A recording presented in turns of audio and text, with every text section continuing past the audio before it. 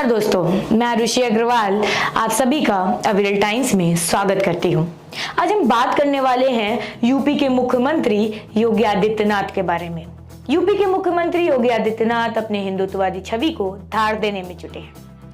2022 में विधानसभा चुनाव जीतकर दोबारा सत्ता में लौटे योगी आदित्यनाथ को लोकसभा चुनाव नतीजे के बाद यूपी बीजेपी में गुटबाजी का सामना करना पड़ा। इसी बीच योगी आदित्यनाथ ने कुछ ऐसे फैसले लिए जो कि उनकी हिंदुत्ववादी नेता की छवि को और मजबूत करते हैं। साथ ही ये भी बताते हैं कि सीएम योगी एक बार फिर से पुराने अंदाज में लौट रहे हैं। पिछले महीने सीएम योगी ने लखनऊ स्थित 2 कॉलोनियों पंतनगर और इंद्रप्रस्थ नगर में बुलडोजर की कार्रवाई को रोक दिया। बाढ़ क्षेत्र में होने की वजह से इन कॉलोनियों में रहने वाले लोगों को अपने घर गिराने का आदेश दिया गया था। सिंचाई विभाग ने इन कॉलोनियों को चिन्हित कर रखा था। 20 जून को लखनऊ डेवलपमेंट अथॉरिटी ने अकबर नगर में 1169 घरों और 101 कमर्शियल प्रतिष्ठानों को ध्वस्त कर दिया। अकबर नगर को कुकरेल नदी के बाढ़ क्षेत्र में होने की वजह से लखनऊ डेवलपमेंट अथॉरिटी ने अवैध घोषित कर रखा था। इस वजह से प्रशासन और स्थानीय नागरिकों में पिछले 6 महीने से रसाकसी चल रही थी। इसके बाद ये मामला सुप्रीम कोर्ट पहुंचा और सुप्रीम कोर्ट ने प्रशासन के हित में निर्णय लिया। योगी आदित्यनाथ का अगला बड़ा कदम था कांवड़ यात्रा मार्ग पर खाने की दुकान चलाने वालों के लिए नाम लिखाना अनिवार्य करना। इस बारे में सबसे पहले मुजफ्फरनगर पुलिस ने आदेश जारी किया था। विपक्षी पार्टियों ने कहा कि ये फैसला मुसलमानों को निशाना बनाने के लिए है। फैसले पर राजनीतिक बवाल मचाने के बावजूद यूपी सरकार अपने फैसले पर कायम रही और एक हफ्ते बाद ये नियम पूरे यूपी में लागू कर दिया गया।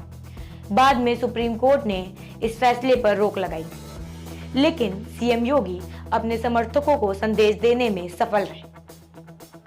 जुलाई महीने में यूपी सरकार ने धर्मांतर कानून के संशोधन का विधेयक विधानसभा में पेश किया था। 30 जुलाई को सदन में विधेयक पास हो गया।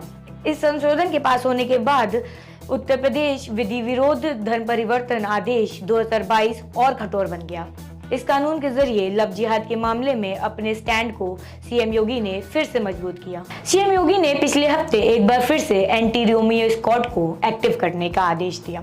2017 में कमान संभालने के बाद सीएम योगी ने एंटी रोमियो स्क्वाड की शुरुआत की थी। 2022 में उन्होंने थोड़े समय के लिए एक्टिव किया था, लेकिन बाद में स्थगित कर दिया गया था। इस स्क्वाड में महिला पुलिसकर्मी सिविलियन ड्रेस में होती हैं, जिनका पुरुष पुलिसकर्मी सहयोग करते हैं।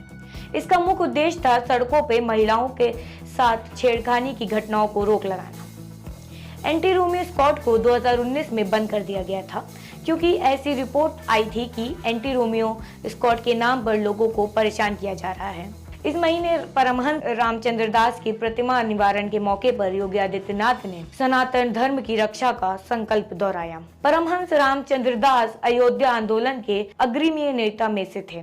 इस मौके पर सीएम योगी आदित्यनाथ ने कहा कि सनातन धर्म के सामने संकट मंडरा रहा है। राम मंदिर का निर्माण अंतिम लक्ष्य नहीं था, बल्कि सनातन धर्म की रक्षा के अभियान में एक मील का पत्थर था। बीते हफ्ते से योगी आदित्यनाथ बांग्लादेश के राजनीतिक संकट पर मुखर हैं।